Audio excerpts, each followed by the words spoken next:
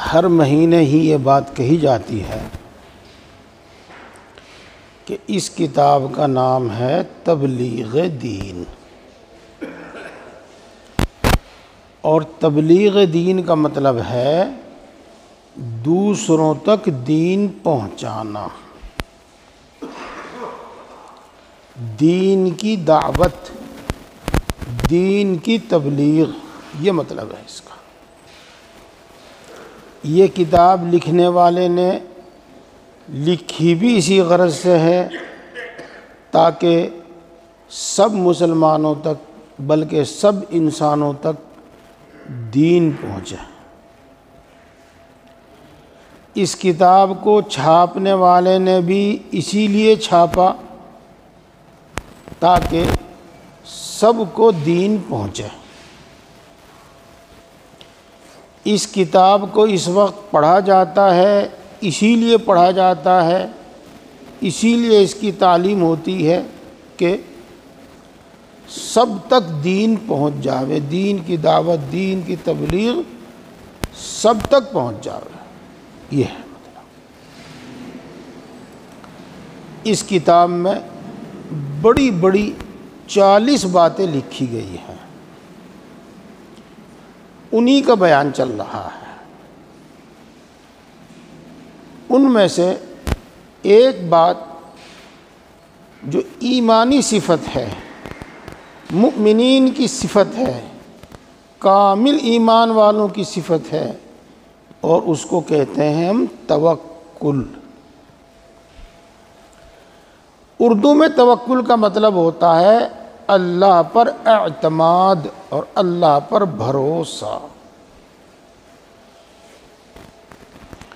ہر مومن، ہر مسلمان کے ذمہ لازم، ضروری، فرض ہے اللہ پر توکل کرنا، اللہ پر اعتماد اور بھروسہ رکھنا۔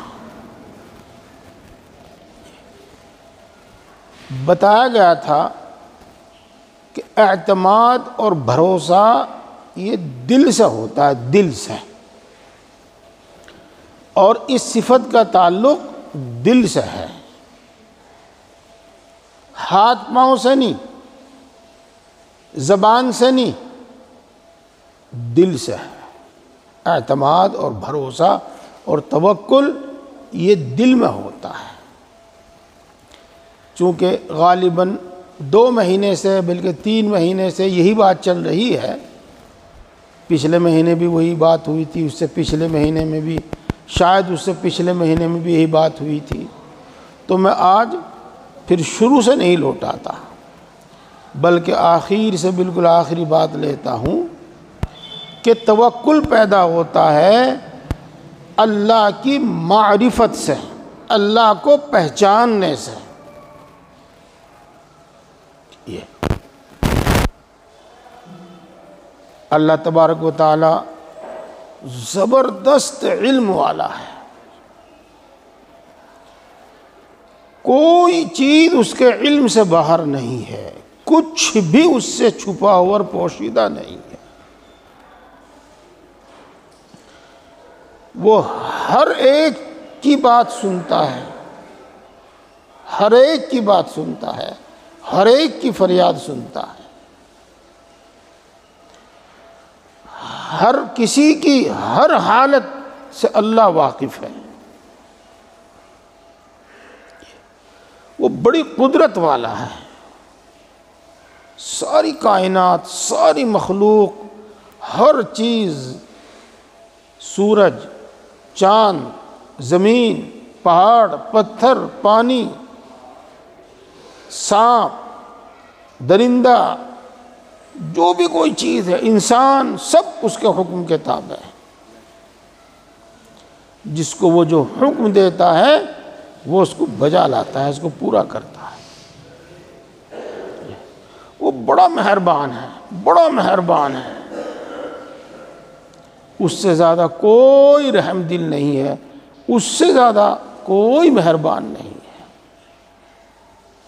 یہ ہے اللہ کی صفات۔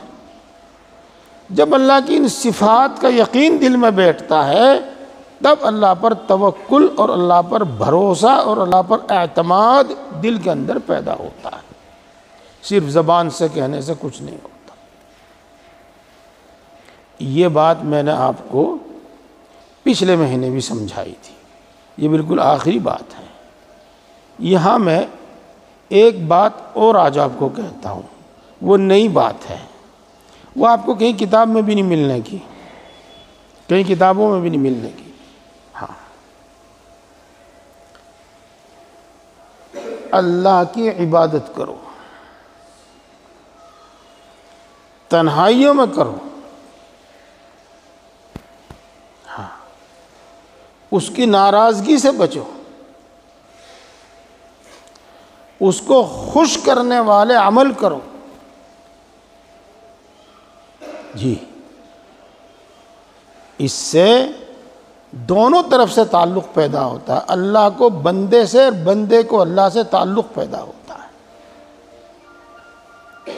اور اس تعلق کی بنا پر اعتماد بڑھتا ہے۔ یہ تو صرف یہی نہیں کہ زبان سے ہوگا، جو اللہ چاہے گا وہ ہوگا، جو اللہ چاہے گا وہ ہوگا، ہاں، نہیں،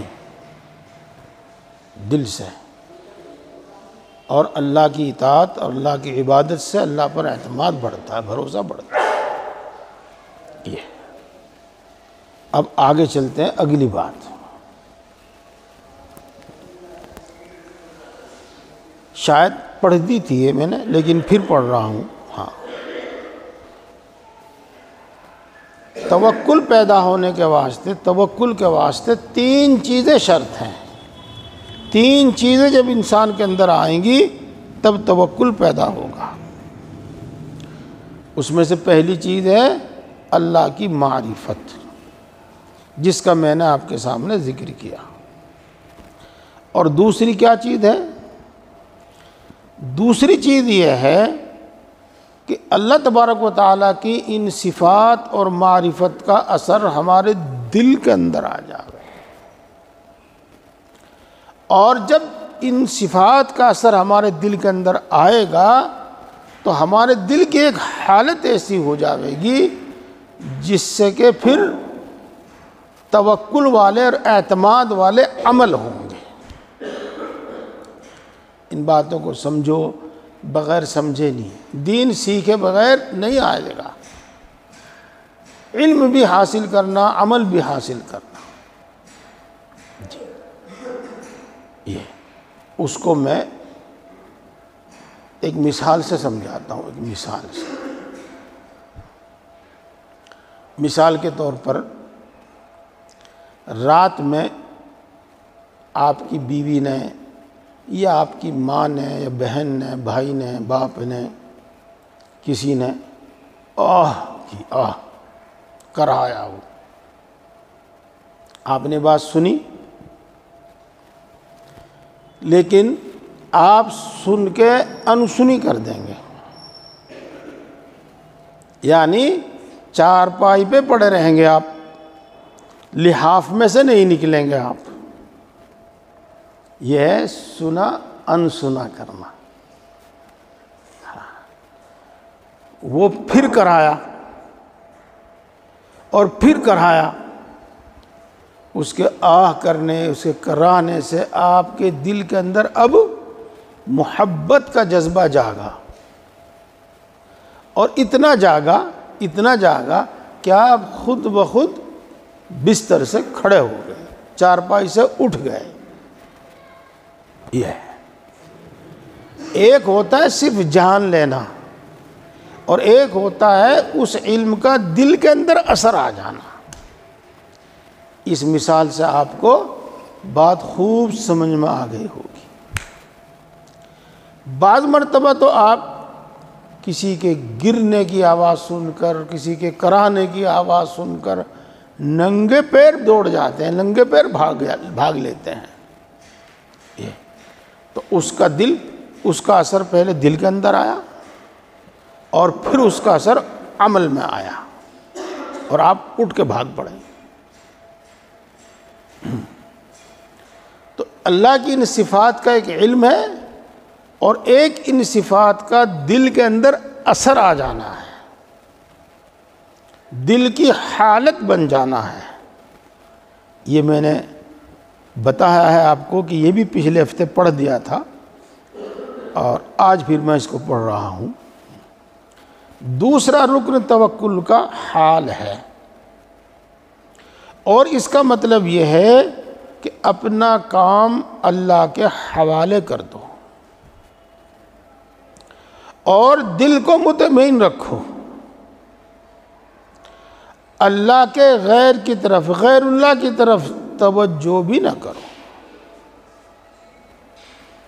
ایسے ہو جاؤ جیسا کہ کسی ہوشیار اور شفیق غم خوار وکیل کو اپنا مقدمہ سونپ کر تم مطمئن اور بے فکر ہو جایا کرتے ہو، پھر کسی دوسری طرف تمہارا دل ڈاواڈول نہیں ہوتا، کیونکہ تم سمجھتے ہو کہ تمہارا وکیل ہر طرح عقل مند اور تمہارا خیر خواہ ہے، بس وہ تمہارے مد مقابل کو کبھی تم پر غالب نہیں آنے دے گا اور مخالف سے اس کے سامنے بات ہی نہیں ہو سکے گی۔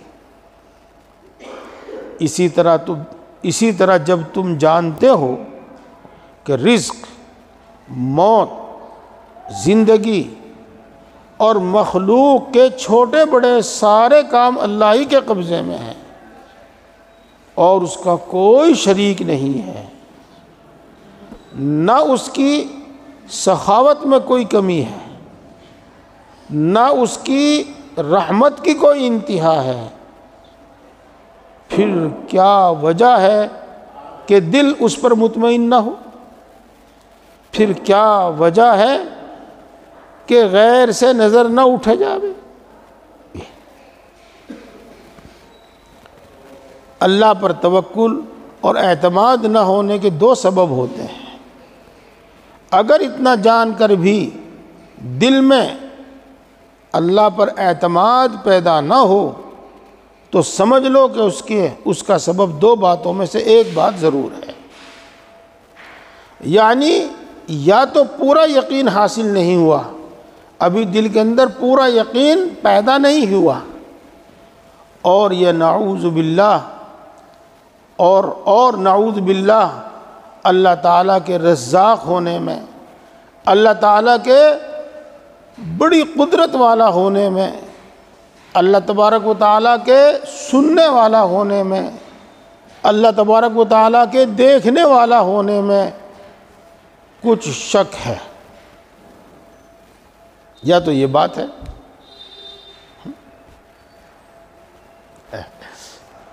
دعا مانگتے ہیں، اب دل کے اندر شک ہے، اللہ میں دعا قبول ہی نہیں کرتا، اللہ میں سنتا ہی نہیں، شک ہے۔ اور آج تو عجیب حالت ہو گئی ہے، اجی یوں سیدھے سادھے بھولے بھالے بن کے نہیں کام چلتا، ہاں، بلکہ مار دھاڑ، چھین جھپٹ، جھوٹ کپٹ دھوکہ، تو دین پر اعتماد نہیں، دین پر یقین نہیں، اللہ کی باتوں پر یقین نہیں، اللہ کے رسول کی باتوں پر یقین نہیں، تو یہ وجہ ہے کہ اس میں شک ہے، یا یقین تو ہے مگر دل پر اس علم و یقین کا اثر نہیں ہوا اب تک، بلکہ ایسی حالت ہے جیسی اس یقین کی ہوا کرتی ہے کہ باوجود ہے کہ اس کا یقین حاصل ہے اور اس کا علم ہے کہ ضرور ایک دن مرنا ہے اور دنیا چھوڑنی ہے، مگر پھر بھی ایسے نڈر اور بے خوف کہ اس دن کی یعنی موت کی کچھ بھی فکر نہیں کرتے۔ سبب اس کا صرف یہی ہے کہ دل پر اس یقین کا پورا اثر نہیں ہوا۔ پیارے بھائیوں، اس سے بھی بات آپ کو اچھی طرح سمجھ میں آ گئی ہوگی پھر میں دوبارہ بتاتا ہوں اور اسی مثال سے بتاتا ہوں۔ آپ کے گھر میں سے کسی نے رات کو آہ کیا، کرہایا، یہ سن کر آپ کو معلوم ہوا، آپ جان گئے کہ ہاں اس کو کوئی تکلیف ہے، لیکن ابھی آپ لیٹے ہوئے ہیں، ہاں، تو ابھی اس کا اثر دل میں نہیں آیا، اس کا اثر دل میں نہیں آیا، ہاں۔ پھر اس نے دوبارہ آہ کی، پھر وہ کرایا اور زور سے کرا، تو اب اس کی تکلیف کا اثر دل کے اندر آپ کے آیا اور آپ جوتے چھوڑ کر ننگے پاؤں بھاگ لیے۔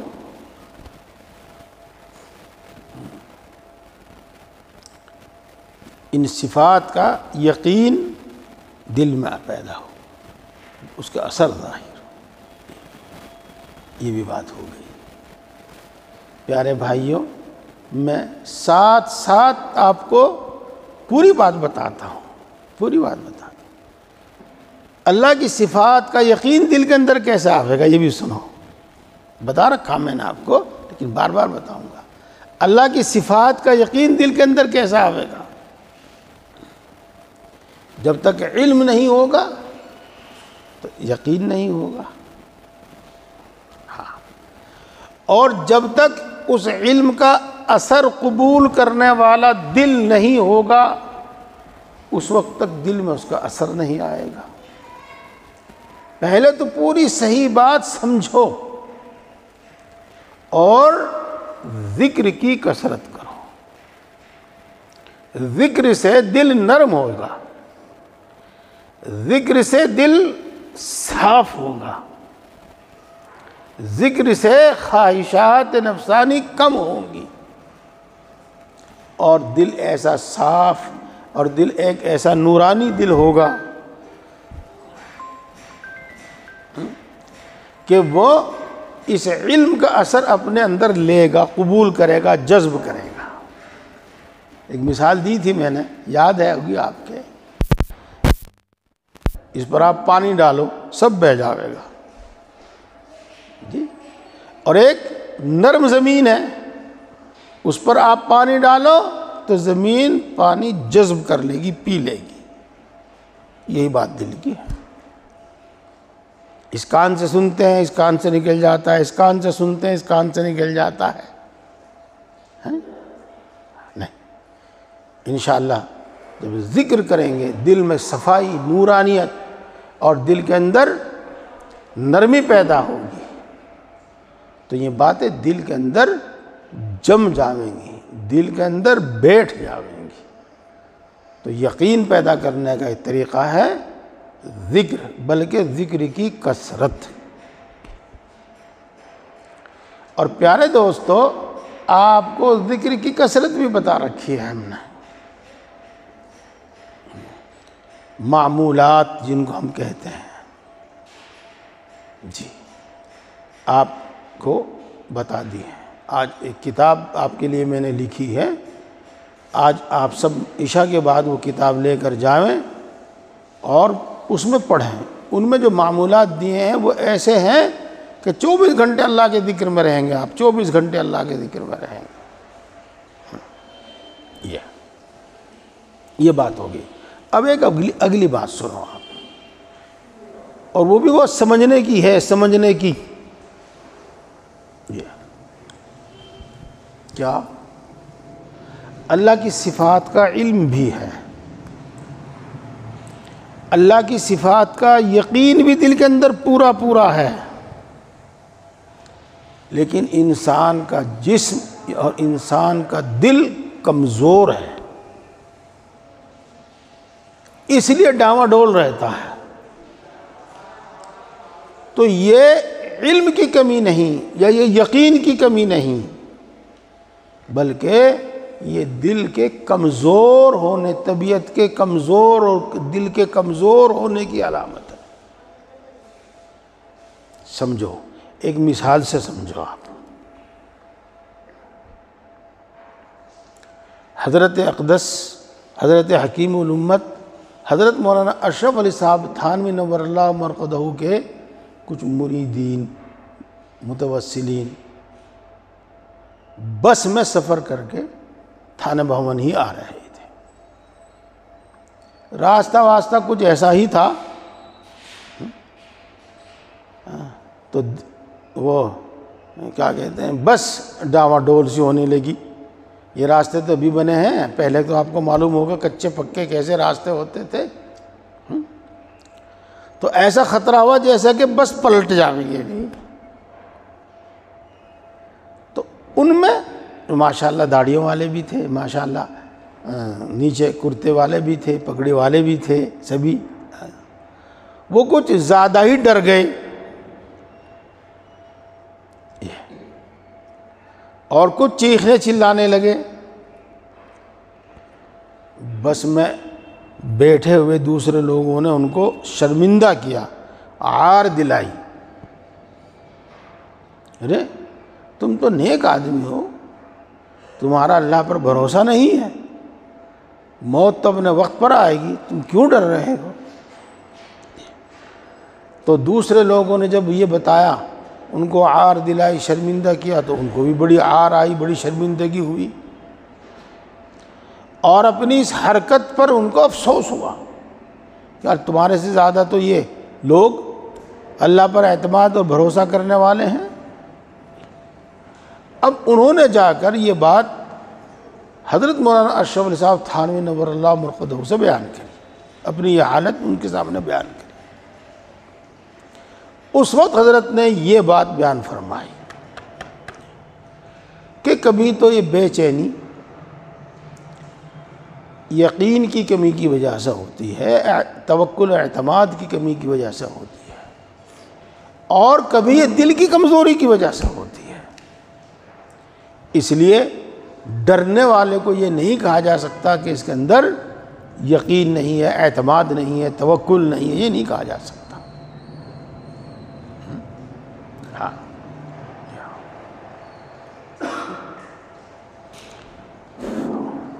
چلو ایک مثال میں آپ کو بتاؤں. بعض لوگ یقین کے ساتھ ساتھ دل کے بڑے مضبوط ہوتے ہیں. اگر ان کے پاس کچھ خرچ اخراجات کے لیے نہ بھی ہو تو تب بھی گھبراتے نہیں ہیں. کچھ لوگ دل کے کمزور ہوتے ہیں، باوجود یقین کے، باوجود اللہ پر توکل اور بھروسے کے، اگر جیب خالی ہو تو فکر شروع ہو جاتی ہے، قسم قسم کے خیالات آنے لگتے ہیں. یہ ضعفاء ہے، ضعفاء کمزور دل والے. صوفیاء کرام اور مشائخ اعظام یوں فرماتے ہیں کہ ایسے لوگوں کو اپنے پاس کچھ نہ کچھ جمع رکھنا چاہیے. ہاں یہ جوشیلی تقریروں سے مسئلے حل نہیں ہوتے میرے بھائیوں. یہ سب باتیں سننے، سمجھنے، یاد رکھنے کی. اب آگے سنو آپ. اور دوسرا سبب یہ ہے کہ تمہارا دل پیدائشی طور پر ضعیف اور کمزور ہے، اور پیدائشی طور پر تم بزدل اور کمزور ہو. اس کمزور دل کی وجہ سے ایسے اوہام، ایسے وہم میں مبتلا ہو جو یقیناً باطل اور محض اور لا شے ہیں. جس طرح مردے کے پاس اس کے بستر میں لیٹ کر سونے سے اکثر ڈر معلوم ہوتا ہے، حالانکہ جانتا ہے کہ یہ مردہ ہے اور کچھ نہیں کر سکتا، مگر پھر بھی اس کے بستر پر لیٹ کر نیند نہیں آتی اور ڈر معلوم ہوتا ہے.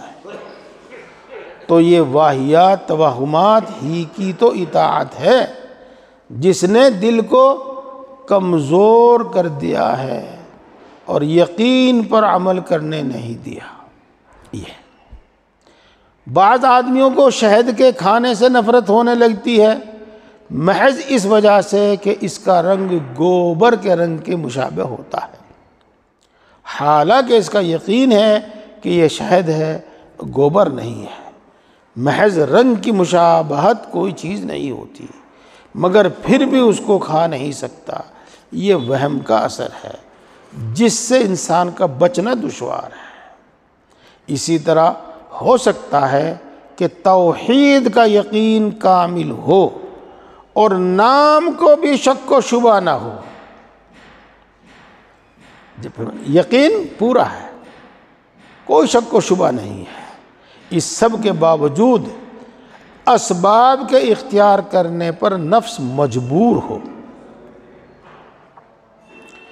اور اعتماد کامل جس کا نام توکل ہے وہ حاصل نہ ہو سکے، تو دل کی کمزوری کی وجہ سے۔ تو یہ توکل کے منافی نہیں ہے، یاد رکھنا ہے، توکل کے منافی نہیں ہے۔ میں آپ کو مثالوں سے الحمدللہ پوری بات بتا دیتا ہوں۔ ایک شخص ہے جس کا یقین کامل ہے، اللہ روزی دینے والا ہے، اللہ روزی پہنچانے والا ہے، لیکن دل کمزور ہے، ادھر ادھر کے وہم آتے رہتے ہیں، ادھر ادھر کے خیال آتے رہتے ہیں۔ تو ایسے لوگوں کو چاہیے کہ وہ کچھ اپنے پاس جمع رکھیں۔ امام غزالی علیہ رحمہ آگے چل کر اسی میں توکل کے باب میں آپ کو بتائیں گے یہ بات بھی۔ ان دونوں باتوں کو سامنے رکھو، اپنی حالت کو اچھی طرح سوچ اور سمجھ لو، دوسروں کو بھی حالات سے واقف رہو۔ محض دوسروں کو خام خواہ لعن طعن کرنا اور ایمان کمزور ہے، ایمان کمزور ہے، ایمان کمزور ہے، یہ باتیں نہیں کہنی چاہیے، دوسروں کو نہیں کہنی چاہیے۔ بعض تقریر کے لیے، تبلیغ کے لیے بہت بڑے علم کی ضرورت، بہت بڑے علم کی ضرورت ہے۔ جی دیکھو دوسری بات ہو گئی ہے، پیارے بھائیوں، میں اس بات کا حاصل آپ کو پھر دوبارہ بتاتا ہوں۔ کیا؟ اول اللہ کی صفات کا یقین دل میں، اور اتنا، نمبر دو، اتنا یقین کہ اس کا اثر ہمارے قلب میں آ جائے۔ یہ دو باتیں ہو۔ اب تیسری بات سنو، تیسرا رکن، توکل کا تیسرا رکن اعمال ہیں۔ جاہلوں کا خیال ہے کہ توکل تو محنت مزدوری اور کمانا چھوڑ دینے کا نام ہے، اور ہاتھ پر ہاتھ رکھ کر بیکار بن کر بیٹھ جانے کا نام ہے۔ اور توکل کا مطلب یہ ہے کہ اگر بیمار ہے تو دوا اور علاج نہ کرے اور بے سوچے سمجھے اپنے آپ کو خطرات اور ہلاکت میں ڈال دیا کرے، کہیں آگ میں گھس جاوے، کہیں شیر کے منہ میں ہاتھ ڈال دے، یہ توکل نہیں کہلاتا۔ وہ یہ کہتے ہیں کہ اس کا نام توکل ہے، جاہل اس کہتے ہیں کہ اس کا نام توکل ہے، حالانکہ یہ توکل نہیں کہلاتا۔ سمجھو خوب۔ اب دیکھو، میں آپ کو قرآن پاک سے ایک مثال دیتا ہوں، قرآن پاک سے ایک مثال دیتا ہوں، 10ویں پارے میں ہے۔ اللہ تبارک و تعالی نے یہ حکم دیا تھا پہلے رسول اللہ صلی اللہ علیہ وسلم کو اور صحابہ کرام کو کہ اگر تم 10 ہوں اور تمہارے مقابلے میں 100 ہیں، یعنی 10 گنے زیادہ ہیں، تو تم تب بھی لڑو۔ ہاں اگر اس سے بھی زیادہ ہوں تو مت لڑو، تو مت لڑو۔ تو میرے دوستو، ادھر 100 ادھر 10، غلبہ دینے والی ذات اب بھی اللہ ہی کی ہے۔ ادھر 10 ادھر 1000، غلبہ دینے والی ذات اب بھی اللہ ہی کی ہے۔ لیکن اللہ فرماتے ہیں کہ اگر تمہارے مقابلے میں 100 ہوں تو لڑو، اور اگر 1000 ہوں تو نہ لڑو۔ پھر اللہ تبارک و تعالیٰ نے یہ حکم دیا کہ اگر تمہارے سے 2 گنے ہوں تو لڑو، اور تمہارے سے 2 گنے سے زیادہ ہوں تو مت لڑو.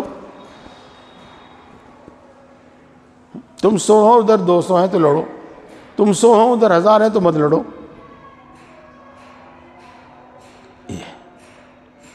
تو دیکھو یہ نہیں ہے کہ اندھا ہو کر آدمی کام کرے. بات تو آپ کی سمجھ میں آ گئی. میں اس کو دوبارہ پڑھتا ہوں چونکہ جاہلوں کے دل میں یہی بیٹھا ہوا ہے، اور آج کل بعض تقریر کرنے والے بھی زیادہ تر یہی بات بتاتے ہیں. حالانکہ امام غزالی ہیں یہ فرما رہے ہیں، اور میں نے آپ کو قرآن پاک سے مثال بھی دی ہے. تیسرا رکن توکل کا ہے عمل. جاہلوں کا خیال یہ ہے کہ توکل، اللہ پر اعتماد، اللہ پر بھروسہ، اللہ پر یقین، اس چیز کا نام ہے کہ محنت اور مزدوری اور کمانا چھوڑ دو، اللہ خود بھیجے گا روزی. ہاتھ پر ہاتھ رکھ کر بیکار بن کر بیٹھ جاؤ، اس کا نام توکل ہے. اگر بیمار ہو تو علاج نہ کرو، اور بے سوچے سمجھے اپنے آپ کو خطرات میں ڈال دو، اپنے آپ کو ہلاکت میں ڈال دو، کہیں آگ میں گھس جاؤ، کہیں شیر کے منہ میں ہاتھ دے دو. اور ایسے ہی آدمی ان کے نزدیک متوکل کہلاتا ہے، اسی کو وہ توکل کہتے ہیں. حالانکہ یہ توکل نہیں ہے، بالکل غلط ہے، بالکل غلط ہے. ہاں، ایسا کرنا شریعت میں حرام ہے، اور شریعت ہی توکل کی خوبیاں بیان کر رہی ہے. پھر بھلا جس بات کو شریعت ہی خود حرام بتاوے، اس کی رغبت اور حرص، اس کا شوق شریعت کیسے دلائے گی؟ یعنی نہیں دلائے گی. یہ اصل بات یہ ہے کہ انسان کی کوشش اکثر 4 وجہ سے ہوا کرتی ہے. یا تو کسی نفع دینے والی چیز کو حاصل کرنے کی کوشش ہوتی ہے اور وہ چیز حاصل نہیں ہوتی،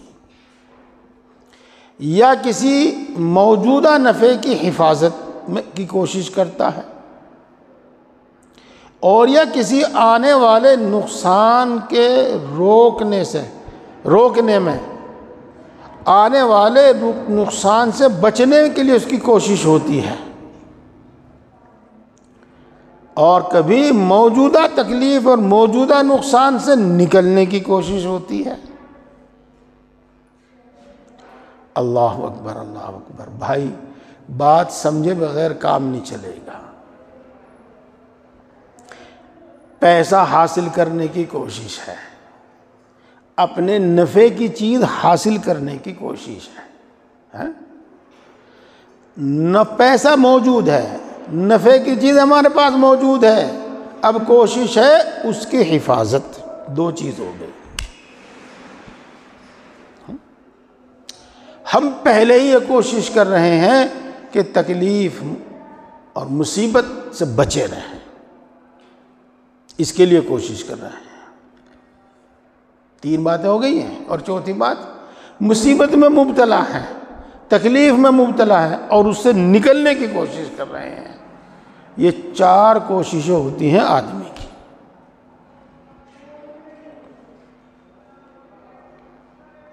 یہ کیا وقت ہوا؟ 5:01. اچھا ابھی تو وقت ہے. اب میں آپ کو بتاتا ہوں اسباب جو ہے نا، اسباب وہ 3 قسم کے ہیں. 3 قسم کے ہیں. ایک اسباب کہلاتے ہیں یقینی، اور ایک سبب کہلاتا ہے ظنی. سمجھا دوں گا، پہلے آپ سن لو. اور ایک سبب کہلاتا ہے وہمی. یہ یقینی اسباب کا اختیار کرنا لازم اور ضروری ہے، ان کا چھوڑنا جائز نہیں ہے۔ اور جو ظنی اسباب ہیں، ظنی اسباب بتاؤں گا میں ابھی آپ کو، ان کو چھوڑ بھی سکتے ہیں اور اس کو اختیار بھی کر سکتے ہیں، اسباب کو اختیار بھی کر سکتے ہیں۔ یہ اور تیسری قسم ہے وہم۔ وہم اس کی طرف بالکل توجہ نہیں کرنے چاہیے۔ اب میں اس کی مثالیں دیتا ہوں۔ مثال کے طور پر زندہ رہنے کے واسطے کھانا ضروری ہے، پینا ضروری ہے۔ اگر کوئی شخص کھانا پینا چھوڑ دے کہ اللہ زندہ رکھنا چاہے گا تو بغیر کھائے پیے بھی زندہ رکھے گا، اور اگر مارنا چاہے گا تو کھاتے پیتے بھی مار دے گا اور کھانا چھوڑ دے، یہ جائز نہیں ہے۔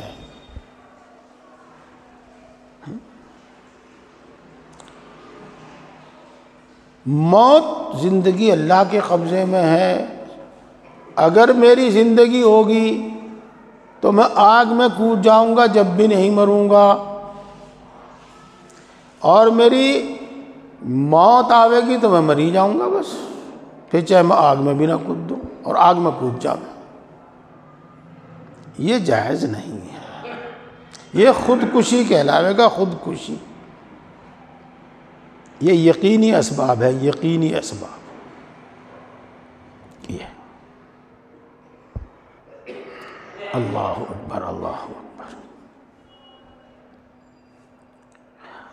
اسی واسطے جو شخص پھانسی کے پھندے پر لٹک جاوے اور اس کی موت آ جاوے تو یہ خودکشی کہلاتی ہے اور حرام ہے۔ حالانکہ کوئی یوں کہے گا کہ اگر موت نہ ہوتی تو کیوں مرتا یہ، اس کی موت تھی جبھی تو مرا یہ۔ دیکھو ان باتوں میں مت پڑو، یہ بڑی باریک باتیں ہیں،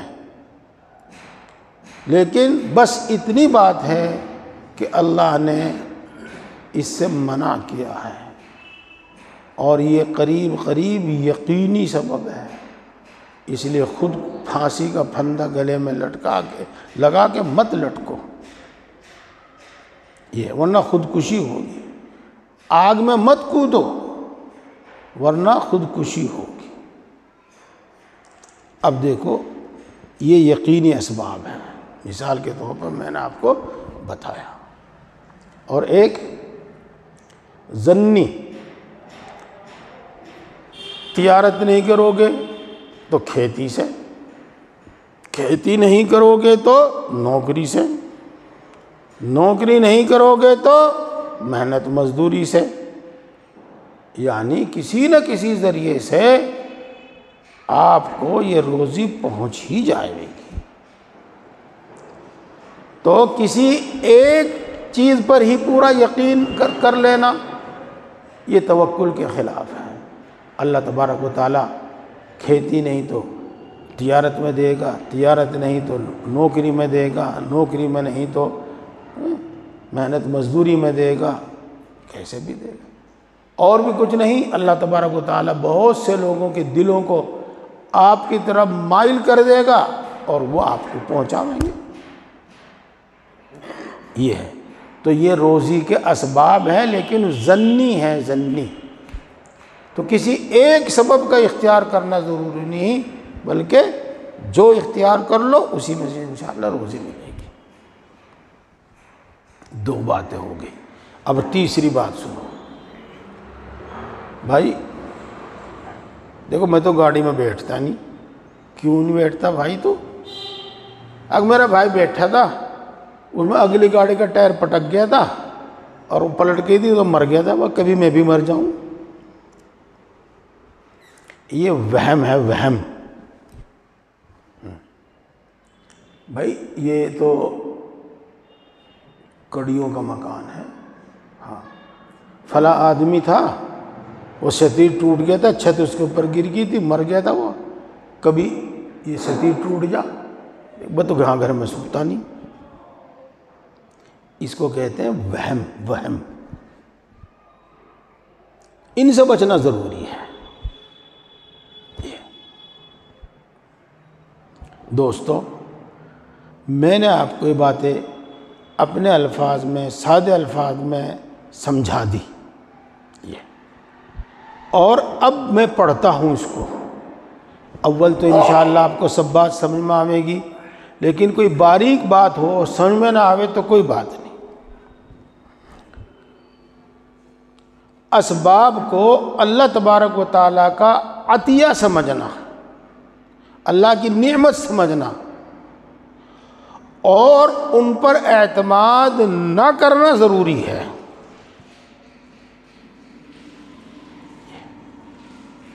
مثال کے طور پر، جیسے کوئی شخص بھوکا ہو اور کھانا بھی اس کے سامنے رکھا ہو، مگر وہ ہاتھ نہ بڑھاوے اور نوالا بنا کر منہ تک ہاتھ نہ لے جاوے اور کہے کہ میں تو اللہ پر بھروسہ کرنے والا ہوں، یہ اس کو میں نے آپ کو بتا دیا تھا کہ کھانا نہ کھاوے اور یوں کہے کہ اگر موت ہوگی تو میں کھا کے بھی مر جاؤں گا، اور موت نہیں ہوگی تو میں بھوکا بھی نہیں مرنے کا، بس میں روٹی کھاتا ہی نہیں۔ یہ حماقت، جہالت ہے یہ۔ یا مثلا بیٹے کا طلبگار ہو مگر نکاح نہ کرے، اور نکاح ہو تو بیوی سے صحبت نہ کرے۔ یا مثلا غلہ، اناج چاہتا ہو مگر بیج کھیت میں نہ ڈالے، سو ایسا خیال محض جہالت ہے، کیونکہ ان اسباب پر مسبب کا ترتب یقینی ہے۔ جی، جن کو اللہ تعالیٰ نے قاعدے کے طور پر تجویز فرما دیا ہے، اس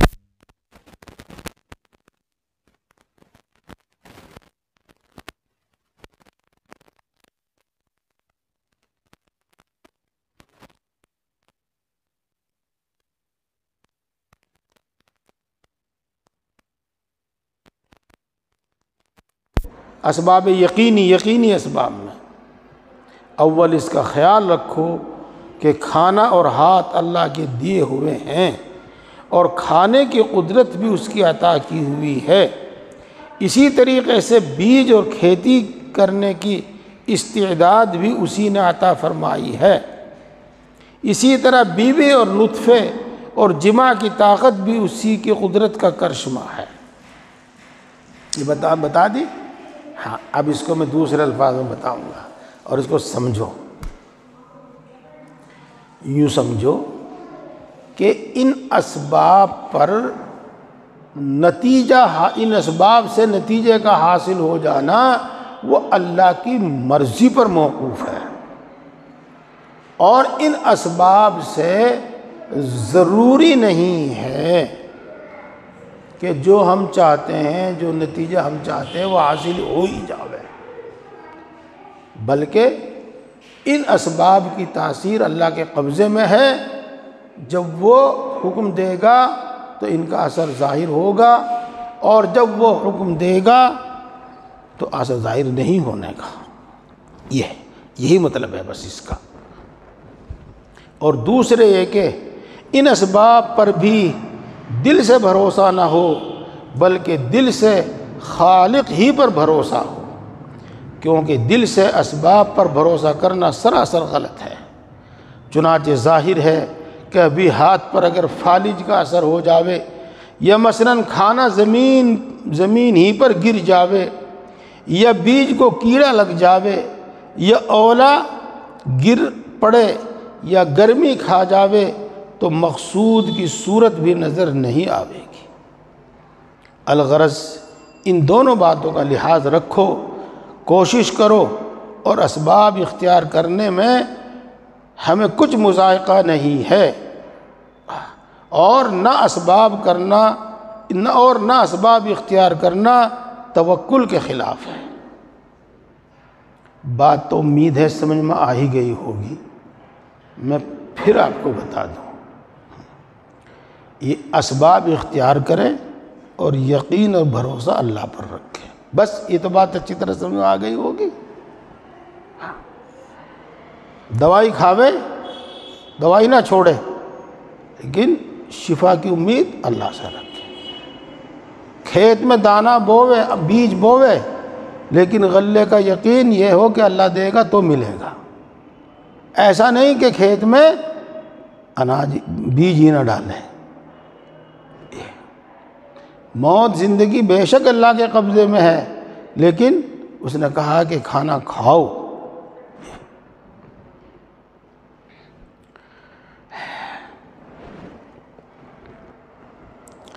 دیکھو دوستو، ابھی میں نے بتایا تھا الفاظ کچھ بھاری سے ہیں، لیکن ان کے علاوہ کوئی آسان الفاظ نہیں ہیں، اور ان کا سمجھنا ضروری ہے، نہیں تو توکل پیدا نہیں ہوگا، توکل ہم اپنے اندر نہیں لا سکتے۔ دوسرے ہے وہ اسباب جن کا نتیجہ یقینی نہیں ہے، ظنی ہے، یقینی نہیں ہے۔ جیسے کہ میں نے بتایا تھا کہ بھئی کھیت میں اناج وغیرہ، بیج وغیرہ ڈال کر پھر بھی ہمیں غلہ مل جاوے تو کوئی ضروری نہیں۔ روزی روٹی کھیتی ہی سے ملے یہ کوئی ضروری نہیں، یہ تجارت سے بھی مل سکتی ہے۔ بہرحال یہ روزی کے اسباب ہیں، ظنی، اور ان کا اختیار کرنا بھی توکل کے خلاف نہیں ہے۔ سنو، یقینی اسباب کا تو چھوڑنا ہی جائز نہیں ہے، اور ظنی اسباب جو ہیں ان کا چھوڑنا بھی توکل کے واسطے ضروری نہیں ہے، ان کا اختیار کرنا بھی توکل کے خلاف نہیں ہے۔ دوسری حالت مسبب کے سبب پر مرتب ہونے کے متعلق غالب گمان کی ہے۔ مثلا جنگل کا سفر کرتے وقت توشہ ساتھ رکھنا کہ اگر توشہ نہ لے جائے گا تو مرنا یقینی تو نہیں ہے، تاہم غالب گمان یہی ہے کہ ساتھ کھانے پینے کا سامان نہ ہونا زاد راہ کے بغیر جنگل کا سفر ہلاکت کا سبب ہے۔ تو ایسے سبب کا اختیار کرنا بھی توکل کے خلاف نہیں ہے، بلکہ نیک لوگوں کا اور صلحاء کا طریقہ رہا ہے کہ اعتماد اللہ ہی کے فضل پر ہوتا ہے، اور اس کے باوجود وہ توشہ، راستے میں کھانے پینے کا سامان ضرور ساتھ رکھتے ہیں، اور چوری اور ڈاکے سے، ڈاکوؤں سے، ڈاکہ چوری اور ڈاکے سے، چوروں اور ڈاکوں سے محفوظ اور گلنے سڑنے سے بچانے کے لیے اور زندگی قائم رکھنے کے لیے اس کے کھانے کی قوت کو بحال رکھے گا تو یہ کھانا استعمال میں آوے گا، اور سبب قوت و حیات نہ بنے گا، ورنہ کچھ بھی نہیں۔ چلو یہ بھی بات کچھ نہ کچھ آپ کی سمجھ میں آئی گئی ہوگی۔ اور تیسری بات وہی ہے موہوم سبب، یعنی سبب کے مسبب کا سبب پر مرتب ہونا کا یوں ہی وہم ہو۔ مثلا زیادہ کاروبار حاصل کرنے کی حد سے زیادہ کوشش اور دوڑ دھوپ کرنا، زیادہ کوششیں کرنا، زیادہ کوششیں کرے گا تو مال زیادہ ملے گا، یہ حالت حرص اور طمع کی ہے۔ اس کی بدولت بسا اوقات آدمی مشتبہ مال حاصل کرنے کی نوبت آ جاتی ہے۔ نیز یہ صورت توکل کے بھی خلاف ہے۔ چنانچہ رسول مقبول صلی اللہ علیہ وسلم اہل توکل کی جو صفات بیان فرماتے ہیں اس میں یہ ذکر نہیں فرماتے کہ وہ شہروں میں نہیں رہتے یا وہ کماتے نہیں ہیں اور کوئی صنعت و حرفت اختیار نہیں کرتے، بلکہ یوں ارشاد فرماتے ہیں کہ توکل کرنے والے وہ ہیں جو منتر جنتر نہیں پڑھتے اور جانوروں کو داغ نہیں دیتے۔ بخاری و مسلم، حضور صلی اللہ علیہ وسلم نے داغ کرنا مسلم وغیرہ میں درمیان میں کوئی بات آ گئی ہے، بس میں اس کو یہیں چھوڑتا ہوں اور بات بھی یہیں ختم کرتا ہوں۔ جو بات غور سے توجہ سے سنی جاتی ہے وہ زیادہ دیر نہیں سنی جاتی۔ اگلے مہینے انشاءاللہ اس کی آگے تفصیل ہوگی۔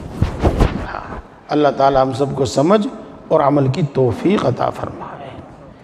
میرے یہ بات آپ کو خوب اچھی طریقے سے سمجھانے کی کوشش کی ہے، جتنی سمجھ میں آ گئی ہو بہت اچھا، جو نہیں سمجھ میں آئی ہو پھر سمجھ میں آ جاوے گی۔ میں آپ کو اور آسان الفاظ میں بتاتا ہوں، کچھ اسباب ایسے ہیں جن کا چھوڑنا جائز نہیں، ان کی مثالیں آپ کے سامنے دی۔ کچھ اسباب ایسے ہیں کہ ان کو چھوڑ سکتے ہیں، لیکن ان کا اسباب کا استعمال اور اختیار کرنا بھی توکل کے خلاف نہیں۔ اور کچھ اسباب ایسے ہیں جو محض وہم ہے، وہم، ان اسباب کو اختیار نہیں کرنا چاہیے، ان کو چھوڑ دینا ہی ضروری ہے۔ یہ میری آخری بات آپ کو خوب اچھی طرح سمجھ میں آ گئی ہوگی۔ اب جب آپ کوئی کام کریں تو شیخ سے پوچھیں، مولوی سے نہیں، عالم سے نہیں، شیخ سے پوچھیں، وہ بتائے گا آپ کو کہ یہ سبب اختیار کرنا توکل کے خلاف ہے یا نہیں، یہ سبب اختیار کرنا جائز ہے یا نہیں، وہ بتائے گا آپ کو۔ اپنی حالت اس کے سامنے بیان کرو، وہ بتائے گا آپ کو۔ ساری بات اس مجلس میں، ایک مجلس میں بتائی نہیں جاتی اور بتائی جاتی ہے تو سمجھ میں بھی نہیں آتی۔ اللہ تعالی ہم سب کو عمل کی توفیق عطا فرمائے۔ جن کا وضو نہیں ہے وہ وضو کر لیں، اور جن کا وضو ہے وہ اگلی صف میں بیٹھ کے ذکر میں مشغول رہیں۔